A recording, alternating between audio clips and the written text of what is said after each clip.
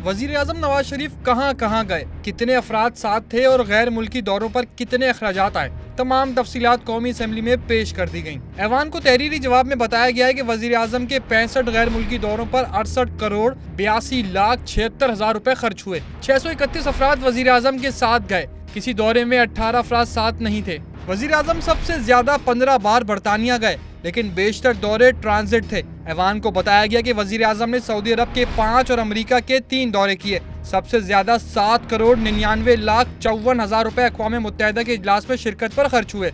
Switzerland का एक दौरा 5 करोड़ 42 लाख 80 हजार रुपए में पड़ा। सऊदी अरब के 2 दौरों और कतर का हालिया दौरे पर कोई खर्च नहीं आया। मुशीर खारजा सरताज अजीज ने तहरीरी जवाब में ऐवान को बताया कि दहशतगर्दी से मईशत को 107 अरब डॉलर का नुकसान पहुंचा। सऊदी अरब की जेर क़यादत 34 मुल्की इत्तेहाद में शमूलियत अक़वाम मुत्तहिदा के चार्टर के मुताबिक है। इत्तेहाद में शमूलियत के लिए किसी मुआहदे पर दस्तखत नहीं किए गए। 1000 से ज़ायद पाकिस्तानी फौजी सऊदी अरब में तरबियत दे रहे हैं। भारतीय वज़ीर आज़म के दौरे पाकिस्तान से 2 तरफ़ा जामा मुज़ाकरात की बहाली में मदद मिली है।